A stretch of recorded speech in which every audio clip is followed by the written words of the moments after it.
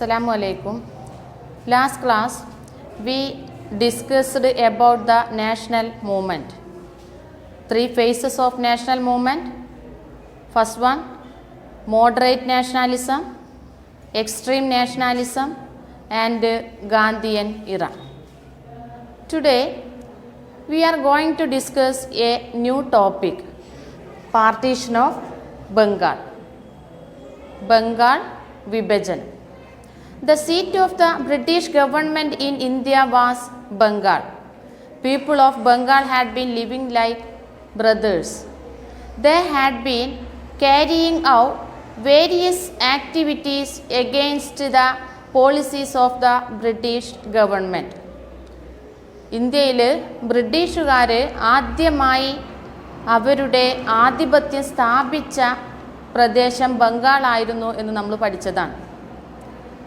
ബംഗാളിൻ്റെ പ്രത്യേകത അവിടെയുള്ള എല്ലാ ജനങ്ങളും എല്ലാ മതവിഭാഗങ്ങളും സഹോദരന്മാരെ പോലെയാണ് കഴിഞ്ഞിരുന്നത്.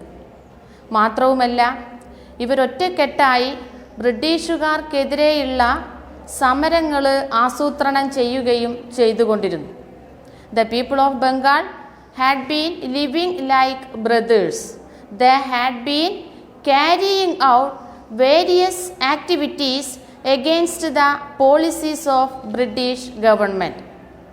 In 1904, the Secretary of Home Affairs observed Bengal united is power. Bengal divided will pull several different ways. One of the main objective to split up and thereby weaken a solid body of opponents to our rule. The British officials treated Bengal as a growing power against the British rule. In this background, Lord Curzon divided Bengal in 1905. 1904 British general secretary ആയിരുന്ന ആഭ്യന്തര secretary ആയിരുന്ന റിസ്ലെ കണ്ടെത്തിയ ഒരു കാര്യം എന്താ വെച്ചാൽ ബംഗാളാണ് ഇന്ത്യയുടെ ശക്തി. ഒന്നിച്ചു നിൽക്കുന്ന ബംഗാൾ ബ്രിട്ടീഷുകാർക്കെതിരെ വളർന്നു വരുന്ന ഒരു വലിയ ശക്തിയാണ്. അപ്പോൾ ബംഗാളിനെ വിഭജിച്ചു കഴിഞ്ഞാൽ ഇന്ത്യക്കാർ ബ്രിട്ടീഷുകാർക്കെതിരെ നടത്തുന്ന സമരങ്ങൾക്ക് വീര്യം കുറയും. United Bengal is power. Bengal divided will pull several different ways. One of their main objective was to split up and thereby weaken a solid body of opponents to their rule. ബ്രിട്ടീഷുകാർക്കെതിരെ സമരം നടത്തുന്ന ഇന്ത്യക്കാരൻ്റെ ശക്തിയെ ഇല്ലാതാക്കാൻ വേണ്ടി കണ്ട ഒരു മാർഗമാണ് ബംഗാളിനെ വിഭജിക്കുക എന്നുള്ളത്. അതിനുവേണ്ടി ലോർഡ് കേഴ്സൺ 1905 ബംഗാളിനെ വിഭജിച്ചു. Divide and rule was the important slogans during that period. ഭിന്നിപ്പിച്ച് ഭരിക്കുക എന്നതായിരുന്നു ആ കാലഘട്ടത്തിലെ പ്രധാന മുദ്രാവാക്യം തന്നെ. National dailies, poets and social leaders opposed partition of Bengal. Great poet Rabindranath Tagore made his stand on the partition of Bengal explicit.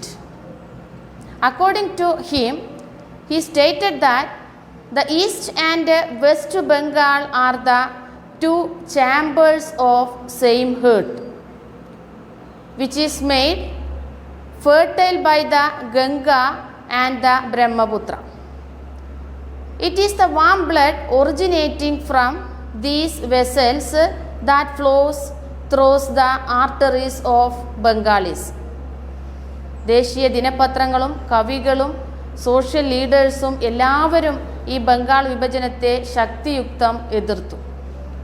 Famous പോയറ്റായിരുന്ന Rabindranath Tagore ഈ വിഭജനത്തെക്കുറിച്ച് പറഞ്ഞത് ഈസ്റ്റ് ബംഗാളും വെസ്റ്റ് ബംഗാളും പശ്ചിമ ബംഗാളും പൂർവ്വ ബംഗാളും ഇന്ത്യയുടെ ഒരു ഹൃദയത്തിൻ്റെ രണ്ട് ഭാഗങ്ങളാണ് എന്നുള്ളതാണ്.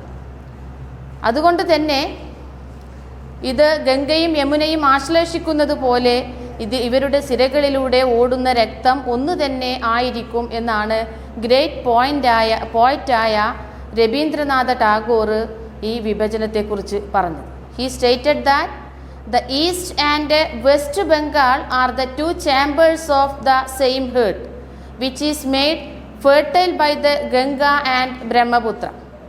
It is the warm blood originating from these vessels that flows through the arteries of Bengalis. Bengal വിഭജനത്തെ അതിശക്തമായ രീതിയിൽ ഇന്ത്യയിലെ ഒന്നടക്കമുള്ള ജനങ്ങൾ എതിർത്തു. എന്തുകൊണ്ടാണ് ബ്രിട്ടീഷുകാർ ബംഗാളിനെ വിഭജിക്കാൻ വേണ്ടി തീരുമാനിച്ചത്? ബംഗാൾ ഇന്ത്യയുടെ ഒരു ശക്തിയാണ്. അപ്പോൾ ബംഗാളിലെ ഐക്യത്തെ തകർക്കുക, ഈ ഐക്യം തകർത്തു കളഞ്ഞാൽ ഇന്ത്യക്കാർക്ക് ബ്രിട്ടീഷുകാരോട് പോരാടാനുള്ള ശക്തി കുറയും, അല്ലെങ്കിൽ നാഷണൽ മൂവ്മെൻറ്റ് അതിൻ്റെ സ്ട്രെങ്ത് കുറഞ്ഞു പോവും. അതുകൊണ്ടാണ് ബ്രിട്ടീഷുകാർ ഒരു പുതിയ തന്ത്രം ഭരണമേഖലയിൽ സ്വീകരിച്ചത്, പാർട്ടീഷൻ ഓഫ് ബംഗാൾ, ബംഗാളിനെ വിഭജിക്കുക എന്നുള്ളത്. The agitations against the partition stirred Bengal. Bengal വിഭജനത്തിന് ശേഷം ബംഗാൾ വിഭജനത്തെ തുടർന്ന് നാട്ടിലെങ്ങും ആകെ പ്രശ്നങ്ങളായി. രാജ്യത്തുടനീളം ശക്തമായ പ്രതിഷേധ സമരങ്ങൾ ആരംഭിച്ചു. How did the people of Bengal protest against the partition of Bengal? Organized protested meeting, പ്രതിഷേധ സമരങ്ങൾ സംഘടിപ്പിച്ചു. Picketed shops that sold foreign goods, വിദേശ ഉൽപ്പന്നങ്ങൾ വിൽക്കുന്ന കടകൾ ഉപരോധിച്ചു. Burned foreign clothes, വിദേശ വസ്ത്രങ്ങൾ കത്തിച്ചു. Promoted the use of Indian product, Indian ഉൽപ്പന്നങ്ങൾ ധാരാളമായി ഉപയോഗിക്കാൻ ജനങ്ങളെ പ്രേരിപ്പിച്ചു. Avoid foreign clothes, foreign products. Last point, organised march and public meeting against the British. ബ്രിട്ടീഷുകാർക്കെതിരായിട്ടുള്ള പൊതുയോഗങ്ങളും സമരങ്ങളുമൊക്കെ സംഘടിപ്പിച്ചു. ഈ രീതിയിലൊക്കെ പാർട്ടീഷൻ ഓഫ് ബംഗാൾ, ബംഗാൾ വിഭജനത്തിനെതിരായിട്ടുള്ള ശക്തമായ പ്രതിഷേധ സമരങ്ങൾ രാജ്യത്ത് അരങ്ങേറി. The important slogans of the agitations against the partition of Bengal was boycott foreign goods and use swadeshi product. Boycott foreign goods and use swadeshi product.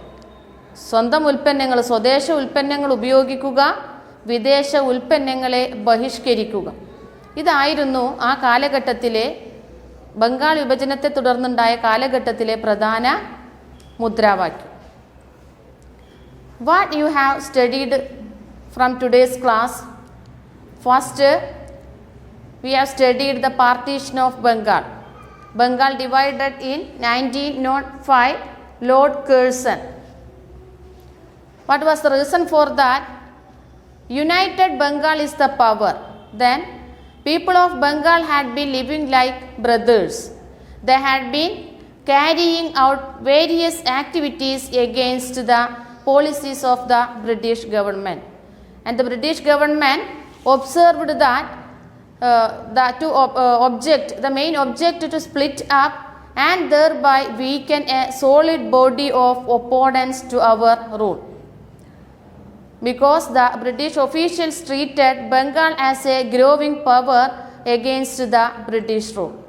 In this background, Lord Curzon divided Bengal in 1905. How did the people of Bengal protest against the partitions?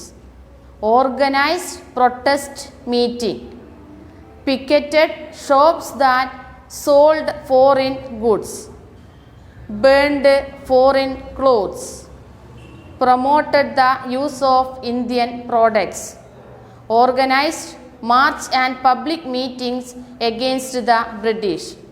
The important slogans of the agitations against the partition of Bengal was boycott foreign goods and use of Swadeshi product. I wind up today's class. Okay, Assalamu alaikum.